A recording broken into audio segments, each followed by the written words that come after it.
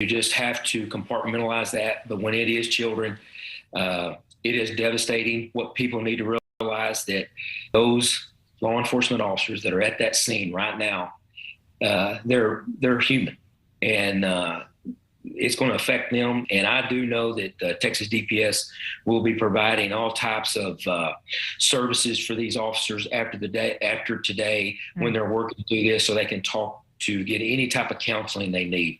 And I've seen that many times. The Texas DPS will absolutely provide that, not just for our own people, right? I've been retired for a little bit, but even all the other agencies that are there, they will make sure that these officers are going to have the ability to get some type of counseling. It's an important, critical job. Brad Oliver, we appreciate you giving us some time tonight. Thank you, sir. Thank you, ma'am. Thanks for watching. Click the red subscribe button below so you can get more of News Nation's fact-driven, unbiased coverage.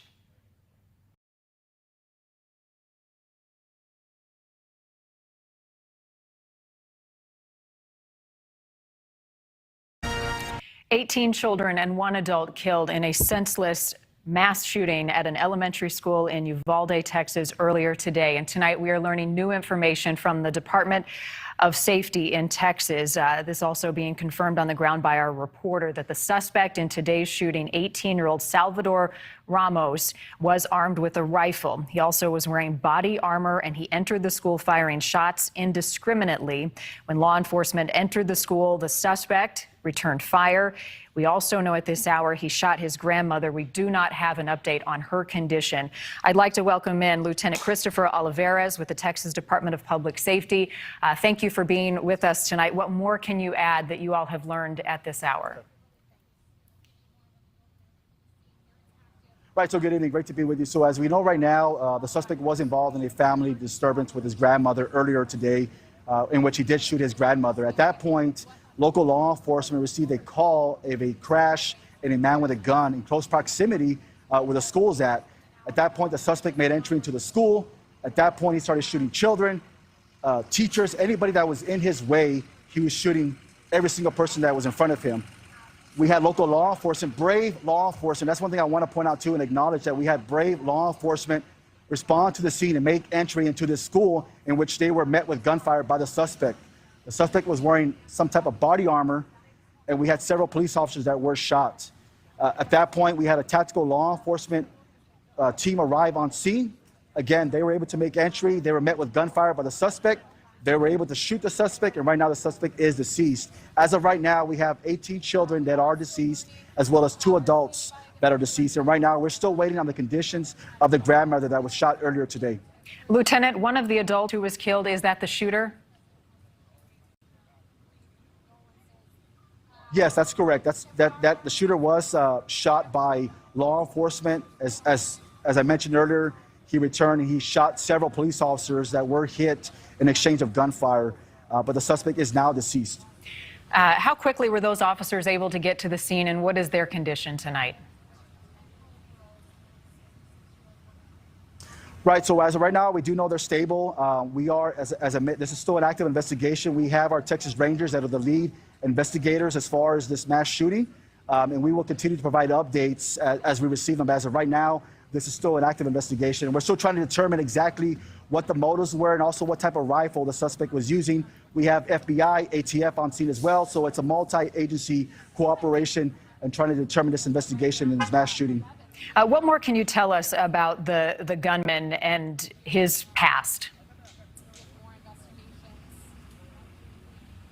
Well, that's a good question. That's one thing that we're trying to determine right now. As I mentioned, it's still active investigation, and that's why we have multiple agencies, FBI, ATF, local, county, as well as state agencies on scene working together to try to determine exactly what took place and what the motives were for this mass shooting. Was there a pursuit prior to the gunman going into the elementary school before he crashed his truck? No, that's inaccurate. That's not confirmed. That's why I wanted to clear that up when I mentioned it earlier, that after the disturbance with the grandmother, there was a call for a vehicle that was crashed, in which they didn't see the suspect armed with a weapon. That was the initial call that led law enforcement to the school. And can you confirm, Lieutenant, that this gunman acted alone? Is that something you all have determined at this hour? That's correct. That's accurate. What about a be on the lookout alert for the community with this gunman? What more can you tell us about what the community had been informed in the warning that went out? Well, we're still trying to determine that. I mean, it's still an active investigation, as I mentioned, and that's why we have so many agencies involved together trying to determine exactly what took place, why it took place. And as we receive those updates, we will continue to provide updates as we continue this investigation. Lieutenant, what more can you share about those who were injured in today's shooting? And at what point do you expect authorities to provide the public and the media with another update on conditions and how folks are doing? Right. So what I can tell you right now, again, as I mentioned, that, I just want to praise the brave men and women that arrived on scene and actually went into this school to try to, stop any further loss of life by trying to shoot this suspect. And also the families, we have to send our prayers and our condolences to the families as well, the victims and the entire community of Uvalde right now. Right now, they need our prayers, and we're continuing to work this investigation so we can try to determine the motives, if any. How did the gunman enter the school, Lieutenant? Right. So again, we're still trying to determine all those details, as well as trying to determine actually how he was able to make entry, exactly where the shootings took place. As I mentioned, it's still active. We have our Texas Rangers that are leading this investigation right now, and I will continue to provide updates as we receive them. Do you know, are there security cameras inside the school that will help with evidence? Well, that's what we're trying to determine right now. So it's a full investigation, a very thorough investigation right now that's being conducted by our Texas Rangers. And as I mentioned, once we receive that information, we will continue to provide updates. But as of right now, that's all the details I have to provide. It's still an active investigation. We want to make sure that we provide accurate information as we go through this investigation. How are the first responders doing? Our hearts go out to all of those who rushed to the scene, the heroes today. For those that you have talked to, how is everybody doing? Right, and they are heroes. That's a great point. They are heroes because this is an active shooter situation, and we understand what takes place in these active shooter situations, especially involving schools. And again, just brave men and women that showed up on scene that were met with gunfire. And it's just a perfect example of heroism by these brave men and women of law enforcement to be on the scene and to stop further loss of life. Right now, we do have multiple agencies involved. We have victim services that are here to comfort these officers and especially the families as well, that it's a very horrific scene, especially these officers that were able to make entry and see the loss of life that was right in front of them. I want to point out to people who are watching at home, Lieutenant, we're awaiting the president addressing the nation tonight, given what has happened in your community, as families wait to be reunited with their loved ones and try to understand what has gone on. What more can you tell us about the reunification process and what you're telling families who have so many questions? Right. As I mentioned, it's still an active investigation right now. And of course, we're trying to work with our local law enforcement, our local partners, our county partners as well, to identify those victims and meet with the families as well, and also the students that were involved as well that saw this horrific tragedy that took place. So we're trying to offer as much services as possible by working together to comfort these families, these victims, and also the ones that witnessed the scene. Tell me what's happening behind you right now. I know that the investigation is ongoing. It will take a while, but the school is closed off with crime scene tape. How long do you expect investigators to be out there? And I do understand school is over for the year now. Right. I mean, our investigators are going to be here as long as possible. They're going to conduct a thorough investigation to make sure that every question is answered and also to find out exactly why this took place. So they will be out here indefinitely until this investigation is closed, and so we can determine all the details by working with our other partners as well. All right. Lieutenant Christopher Olivares with the Texas Department of Public Safety, thank you, and to all of the authorities who are on scene trying to make sense of this. And as you mentioned, the investigation will answer a lot of our questions, but maybe not all of them. Lieutenant, thank you again. Thanks for watching. Click the red subscribe button below so you can get more of News Nation's fact-driven, unbiased coverage.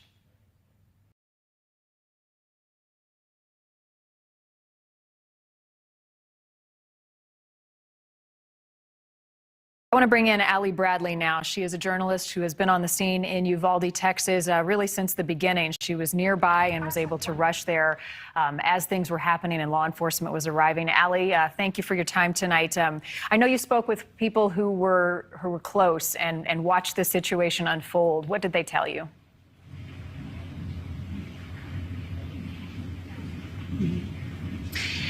Yeah, thanks for having me on here, first of all. But they were telling me that they were watching this scene unfold. They were living right next to this situation where it happened, and they saw this shooter drive by, and they said he was speeding by, and they didn't really think much of it because they see a lot of pursuits out here. They see a lot of human and drug smuggling pursuits out here. So they didn't really think anything of it, and the truck crashed nearby the school. And so they watched people from the funeral home run out and kind of run to the aid and see if everybody was okay. That's when they said the shots really started firing. They watched that shooter run towards the school and jump over the fence and actually gain access to that school. Now, they said it didn't look like he necessarily had an agenda to get to that school, more like he crashed nearby and went over there and had the gun with him. And of course, the grandmother's house is just about a mile away from where the school is.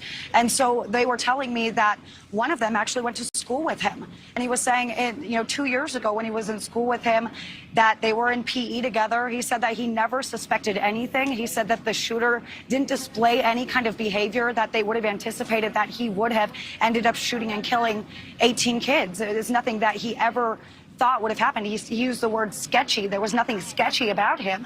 Now, I just left from one of my sources' homes, actually, who had a child in that school. Thankfully, those children are home with them safely. The third grade boy was able to tell me what he witnessed. He saw the shooter. He saw him fire shots, and he goes, "Oh my gosh, I know this man is not worried about hurting people." And I asked him if he has to go back to school, and he says he did not want to go back to school. He said he didn't know if he was going to survive, and he said they were at recess when this happened. I asked if he knew what they were supposed to do, and he said no. They just basically all ran back inside, and he said that, he heard all the shots being fired. And so right now he's saying he's traumatized, and he doesn't want to go back to school, and he's a third grader. So this is what we're dealing with right now in this really small community. And I mean, really, this response, how quick it was, it's because of the crisis that's going on right here that I've been down here covering, which is why I was so close. It's because we've been covering the influx of illegal immigration here along the southern border. That is why so many agents were deployed out here. That is why so many people were here to respond to this crisis, and so quickly at that. Allie, you said something there that struck me because I hadn't heard it yet, that the students were at recess. So to your knowledge, based on what authorities have told you and witnesses, did this shooting happen outside or inside of the school building?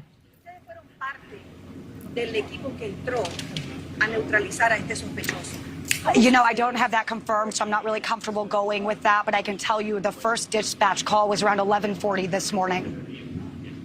Allie, the community, there's a lot of resources that are going to be pouring in for folks in that community to try to deal with this and comprehend it. The school has been canceled for the rest of the year.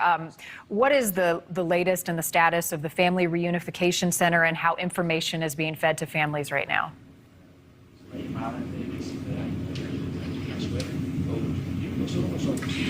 Right now, I know there are still some families looking to find their children. I mean, I was just down the street at the scene where, even closer than this, and there was a woman there looking for her niece and nephew. She had called San Antonio to see if they were airlifted there. She had called to find out if they were at the hospital here, and they still didn't know where they were less than an hour ago. And that is the latest update on that, what I have on family reunification there.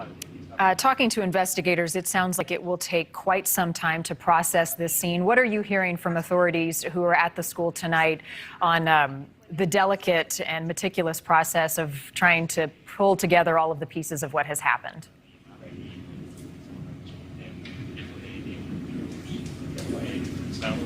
You just heard the former chief there talk about their children involved here, right? So this is extremely sensitive.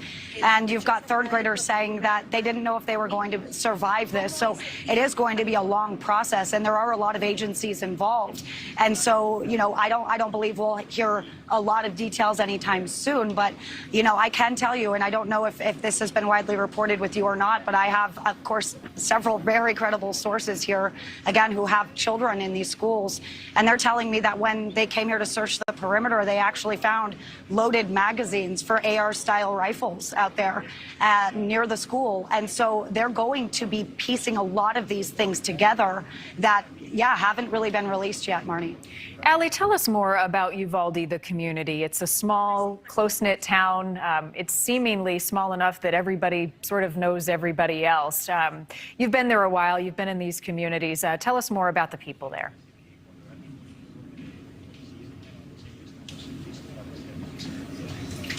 I mean, I've spent a lot of time in this community and not ever for something like this. And this is a small community and they do rally together and they are all extremely concerned. And I went out to talk to the mom of that child I spoke with, not to hear her child's story. He wanted to tell me.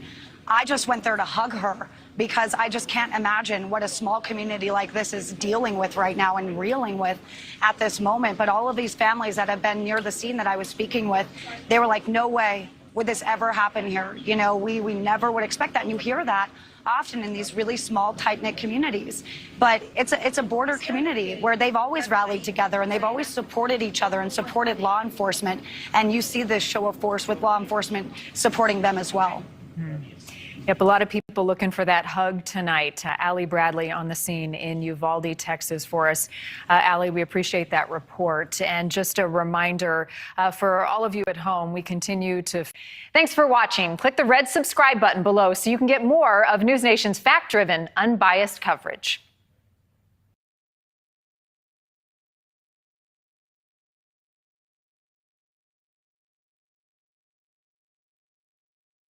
This is an ABC News special report.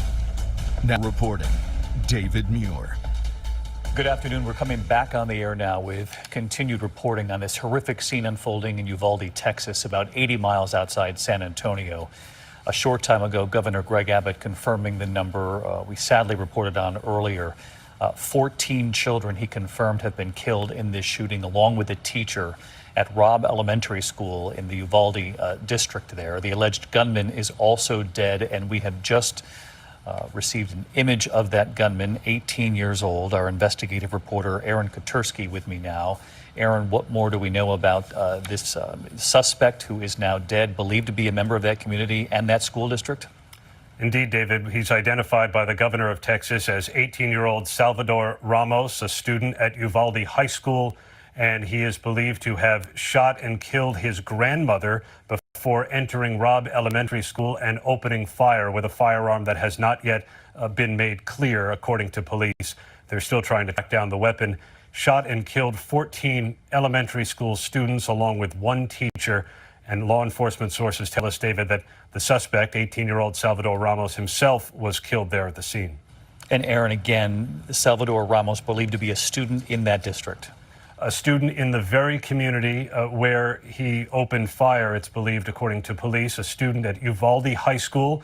Whether he was still going to classes or whether he had stopped going hasn't been made clear. But according to the governor of Texas, Greg Abbott, Salvador Ramos is or was a student at Uvalde High School, the very community where Robb Elementary School is located, that came under fire by this gunman after he had shot and killed his grandmother. Authorities are now trying to go through his background to see what connection he may have had to that elementary school. They're also trying to run down social media and find any potential friends or acquaintances just to see if there were any accomplices or anyone else who may have had an inkling that this shooting was about to come, David.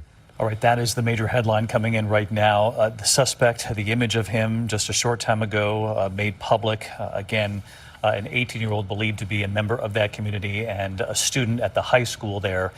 Governor Abbott, again, confirming that number we came on the air with a bit ago, earlier this afternoon, when we reported that we believe that up to 14 children could be dead. And now, sadly, the governor has confirmed those numbers, along with just a few more details of what played out this afternoon. Let's listen to the governor now. First, I want to tell you that what happened in Uvalde is a horrific tragedy that cannot be tolerated in the state of Texas. And there is swift action being taken by local law enforcement as well as the Texas Department of Public Safety. They obviously now know who the shooter was, and the shooter is no longer alive. Let me give you some details, and then I'll give you a summation about that. The shooter was Salvador Romas, an 18-year-old male who resided in Uvalde. It's believed that he abandoned his vehicle and entered into the Robb Elementary School in Uvalde with a handgun, and he may have also had a rifle, but that is not yet confirmed according to my most recent report. He shot and killed horrifically, incomprehensibly, 14 students and killed a teacher. Mr. Romas, the shooter, he himself is deceased and is believed that responding officers killed him. It appears that 2 responding officers were struck by rounds but have no serious injuries. The Uvalde Consolidated Independent School District Police Department is the investigating agency, and we will provide them and the city of Uvalde substantial investigative and patrol assistance. We're in the process of obtaining detailed background information on the subject, his motive, the types of weapons used, the legal authority to possess them, and conduct a comprehensive crime scene investigation and reconstruction, and identify and interview all witnesses and provide victim services and other support as needed.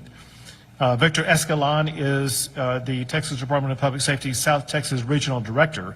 He is on the scene, and everything that can be done will be done. In addition to that, it is being reported that the subject shot his grandmother right before he went into the school. And I have no further information about the connection between those 2 shootings. And the subject is reported to be a student, to have been a student at Uvalde High School, and is a U.S. citizen. Bottom line is this, however, and that is, when parents drop their kids off at school, they have every expectation to know that they're going to be able to pick their child up when that school day ends. And there are families who are in mourning right now, and the state of Texas is in mourning with them for the reality that these parents are not going to be able to pick up their children. Our job is multifold. First, to make sure we address exactly what happened at this crime scene, and then second, to make sure we take that information and do everything that is necessary to ensure that crime scenes like this are not going to be repeated in the future, and that we're going to be able to ensure the safety and security of our schools. You were listening to Texas's governor just a short time ago confirming those awful numbers playing out this afternoon in Uvalde, a small rural town in Texas. Fewer than 20,000 people live there. Those numbers, 14 children killed.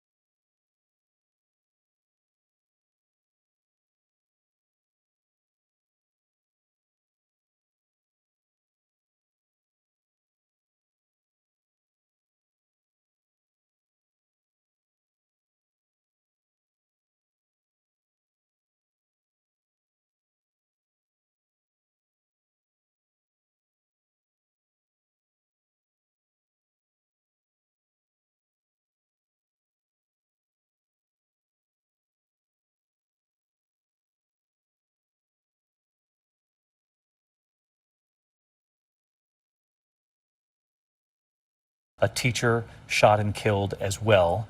You heard the governor there talk about the suspect's grandmother also prior to this shooting. The governor said, I can't give you more information on how those shootings are linked, though presumably he killed his grandmother and then headed to the school, though we'll wait for authorities to confirm that when they do come before the cameras this afternoon.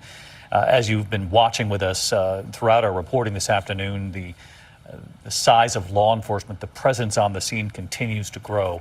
Our Maria Villarreal, who is our correspondent in Texas, is on the scene. And Maria, I know you've already interacted with so many families who are just now getting this awful news. David, it is a heartbreaking situation, and not just as a parent myself, but really as a human, as a person. And we were coming into Uvalde, and you could just feel the intensity of the situation as we were driving in. Everybody is moving quickly here. Everybody is looking for answers. Parents are frantic as we got closer to the school. And I am looking at it right now with the yellow tape all the way around it. As we got closer to the school, I saw parents running down the street towards the school.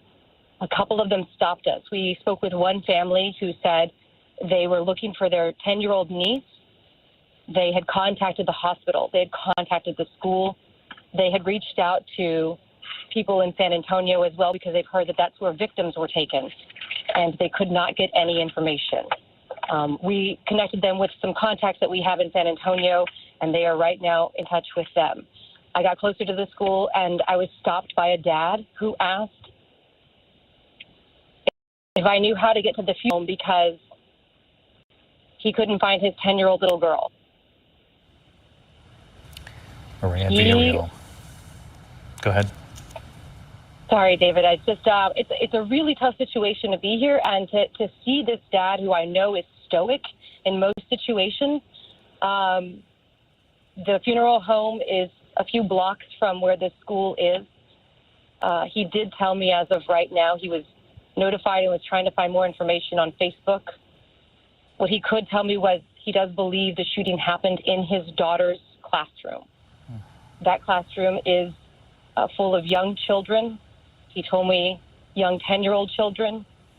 He has not been able to confirm that information with school district officials, but he does know a number of parents have gotten together and are sharing information through group text and through Facebook posts. And he is very fearful that his daughter's classroom was the one that was targeted by this shooter. David? Just unimaginable.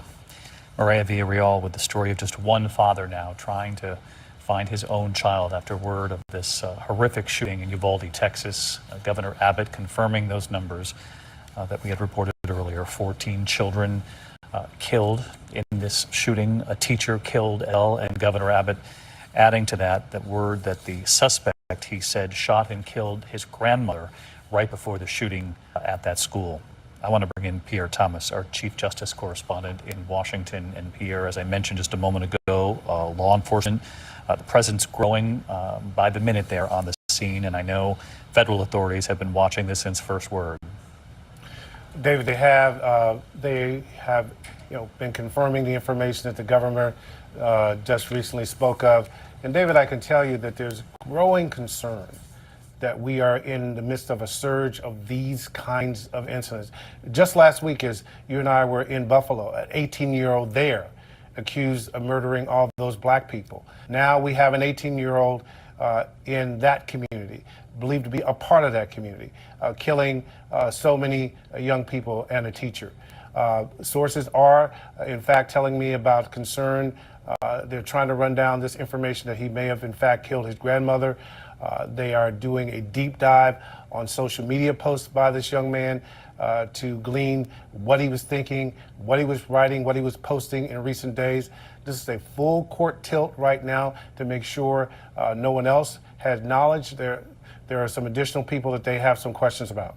David. Pierre Thomas tracking this in Washington. We are set to hear from authorities there on the ground in Uvalde. Their first time before the cameras addressing what's played out this afternoon. Let's listen.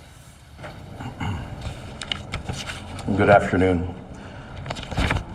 As she mentioned, I'm going to make a statement, and at this point we won't take any questions. We will give you a time. We'll be addressing the media soon. At approximately 11:32 a.m. this morning, there was a mass casualty incident at Robb Elementary School in Uvalde, Texas. The school has children that are in 2nd, 3rd, and 4th grade. I can confirm right now that we have several injuries, adults and students, and we do have some deaths. The suspect is deceased at this point. DPS is assisting with the investigation. And at this point, the investigation is leading to tell us that the suspect did act alone during this heinous crime.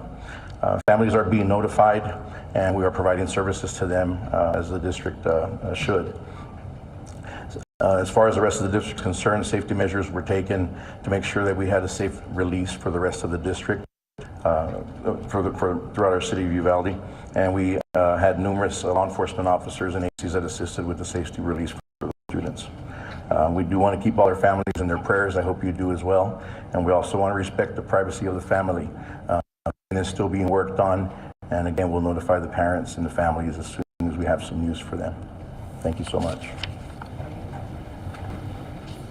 We greatly appreciate your understanding and patience with us. Please know at this time, we are only making a statement. We will be releasing more information as the investigation continues. We appreciate your courtesy. At this time, it concludes our press conference. Thank you. Authorities there on the ground beginning to offer more of what played out this afternoon, though they were very careful. They're not to actually give any numbers. The governor has provided those numbers, at least what we know so far. Again, you heard authorities there say this started playing out 11:32 a.m. Texas time in Uvalde. Of course, we know that is now about 80 miles outside of San Antonio, inside an elementary school. Authorities there saying students there are in the second, third, and fourth grades, though they say exactly which classroom or classrooms were targeted by this suspect. They did confirm what we believed already, that the suspect is deceased. They assured the community that the suspect acted alone, that they do not believe anyone else is involved in this awful heinous crime this afternoon. Families are being notified, which we know is the pain.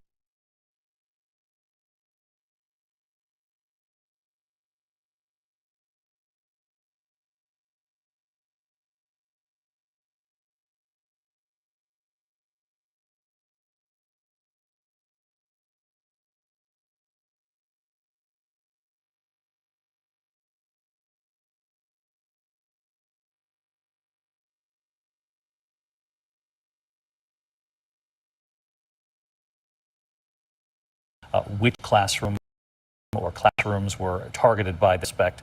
They did confirm what we believed already, that the suspect is deceased. They assured the community that the suspect acted alone, that they do not believe anyone else is involved in this awful, heinous crime this afternoon. Families are being notified, which we know is the painful task that follows every single one of these shootings in this country, and that familiar request of the community and of the nation from authorities there to keep all of the families in our prayers. An extraordinary scene playing out in Texas, in Uvalde, Texas, late today, as we begin to get a clearer portrait of just the toll of the death at that school. And these were children, 14 children, a teacher, all killed.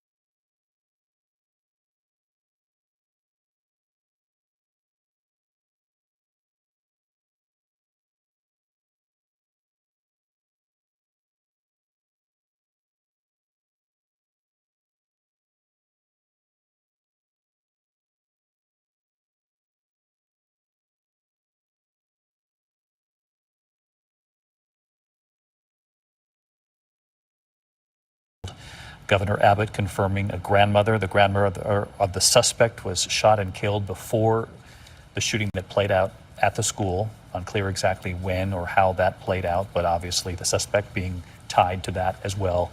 Let's bring in our senior investigative reporter, Aaron Katersky. Aaron, what more do we know about the suspect at this hour? I know the governor was very careful when talking about the shooting of the grandmother, but obviously authorities are pointing to these two shootings as clearly linked to this lone suspect, as we just heard from authorities moments ago. It seems they are, David. In fact, the governor said that just before the shooter entered Robb Elementary School in Uvalde, Texas, he shot his grandmother. We believe the grandmother, according to multiple law enforcement sources, is deceased. The gunfire then continued inside the elementary school, where the governor said 14 elementary school students were shot and killed, along with a teacher. A number of officers from a number of different agencies responded, including Customs and Border Protection agents, and they were involved in subduing the suspect. 18-year-old Salvador Ramos is how the governor of Texas identified him and said that he was shot and killed on the scene. Right now, authorities said that it's believed he acted alone, but David, they are scouring social media posts of his and running down any known accomplices to see if he may have given any hints about whether this was coming, why he may have done it. All of that remains under investigation. Still a very active scene. Aaron Kutursky, stay with us here as we continue our coverage. I want to bring in Elizabeth Newman, an ABC News contributor, formerly with the Department of Homeland Security. And Elizabeth, when we were on the air about an hour ago together, you talked about the threat in this country and the warnings, quite frankly, from federal authorities that there could be more of this. And just look what's played out in the last week and a half here. 10 days ago, we were standing in Buffalo at the seat of that horrific shooting at the grocery store. 9 days ago, Laguna Woods, California, the man who walked into the church there. And now we're at the scene of a school shooting where we have now learned 14 children and a teacher have been killed. That's right, and unfortunately we expect that we will see more of this. All of the federal government law enforcement agencies have been warning that we're in a heightened threat environment that is inspired not only by ideological violent extremism. I want to bring in now Scarlett Lewis. Scarlett lost her son, Jesse, in the Sandy Hook massacre. Jesse was only 6 years old, but somehow had the wherewithal to scream and yell that the children should run for cover while the shooter was reloading. And those kids survived. 9 of them survived because of Jesse's heroics at age 6. Scarlett Lewis is his mom, and Dr. Steven Seeger is a psychiatrist who joins me as well. Scarlett, thank you for summoning the courage to talk to me tonight, because on a day like this, I just can't imagine what you are going through, feeling like, here we go again. I've been exactly where those parents are, and it's devastating. You don't know if you're going to survive. Yeah. Do you have any thoughts or advice? Not that they're going to hear it now, but at some point they're going to need it, on how to navigate not just the next hours and days, but the next decade, because that's where you are. I am. I'm 10 years down the road, and my advice to them is to know that you're not alone. The country grieves for you, and there will be meaning found in their loss, because we are going to be keeping our kids safe. We're going to be safeguarding their mental health and well-being. And I have hope.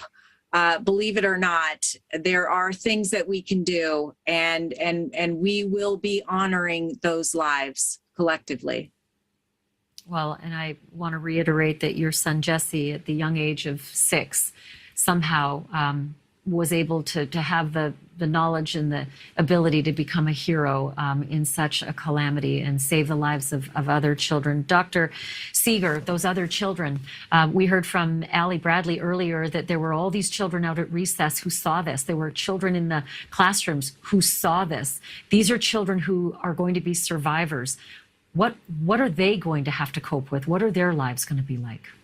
Well, it's PTSD, and it happens to kids. It can happen to anybody. Anyone who witnesses this horror is going to have to relive it. They're going to have help. They're going to have nurturing.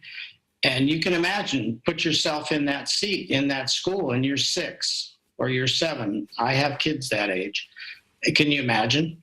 And so they're going to need tons of intervention, therapy, support groups, that kind of thing for these kids to they'll have it all their lives. I'm sure if you ask all the kids who are in Sandy Hook who survived, you'll never forget it. But they can get through it. But it's going to require a concerted effort on the part of the whole community to support these kids who are actually there and saw this. And like, Sandy Hook, Uvalde is a small community, and they will have to come together as well. Scarlett Lewis and Dr. Stephen Seeger, thank you both. And again, I keep repeating this. I say it all the time. I'm so sad that I say it all the time, but I'm sad we've met under these circumstances, and I appreciate your wisdom. Thank you. Thank you for watching. Click the red subscribe button below so you can get more of News Nation's fact-driven, unbiased coverage.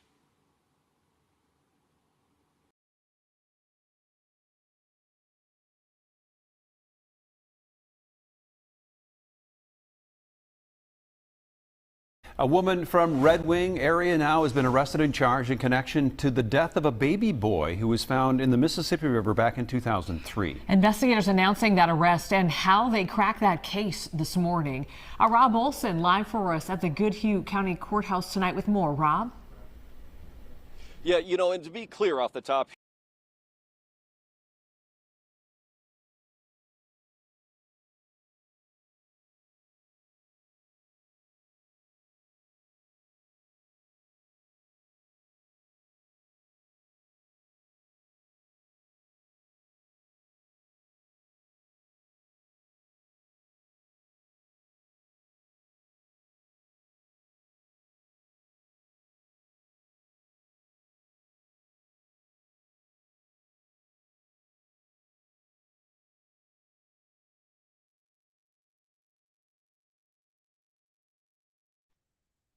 Yeah, there we go. Now I'm back. I'm gonna get off here for the night, and this has been a lot today. Today has definitely been some kind of day, nerve-wracking. Just all that just unnecessary loss of life, young life. Jeez, man. I mean, and it's disturbing to me, especially because my grandbabies are that age. 7, 8, 9. My grandbabies are that age, and I just can't imagine. I feel so much for the parents, the grandparents, the siblings, the friends, but especially the parents and grandparents. Like, you send your baby to school, and then you go about your normal day, and you find out this. And it has to be so unreal. I don't even think I would be able to wrap my mind around those words coming into my ears if someone were to tell me something like that. So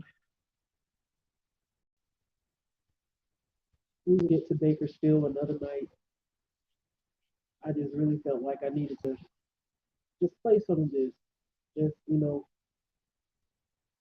some of it's old news from earlier today, some of it's newer, but just to be, in solidarity with those families, those law enforcement officers, those educators, at this time, because this is a lot for anyone.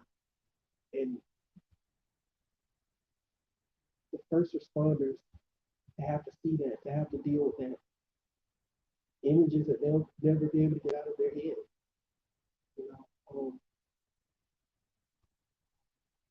But we'll definitely keep an eye over this over the next couple of weeks, because I really want to know what sparked this. What caused, no, my mic is not okay. I got to get another one. Yeah, I'm gonna get another one. Whenever some more donations come in, I'm gonna get another mic and an adapter so that I can use it straight with the computer instead of the setup that I've got right now, because it's kind of frustrating the way that I'm having to do this. It's really easy when I'm doing just like short lives, like the Amber Alert straight from the tablet. But when I try to do lives that involve using the computer, or if I'm doing pre-recorded videos and I've got to like record audio. It's so super complicated. But yeah, I'm working on it. I'll get it worked out here in a little bit. But yeah, I'm gonna get out of here tonight, and I will see y'all tomorrow.